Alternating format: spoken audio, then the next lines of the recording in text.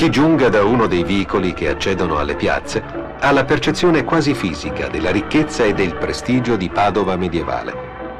Questo palazzo rimaneggiato di continuo nei secoli della potenza padovana ne è più che mai espressione e sintesi.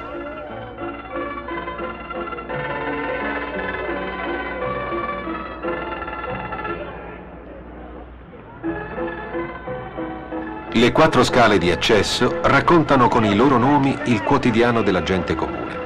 La scala dei Feri, la scala del Vin, la scala delle Erbe e la scala dei Osei.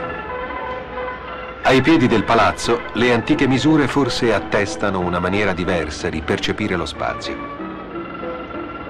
I colpevoli di reato venivano rinchiusi nelle prigioni che avevano sede in questo palazzo ricostruito alla fine dell'Ottocento. Esse erano collegate al Palazzo della Ragione mediante un passaggio sopraelevato successivamente demolito.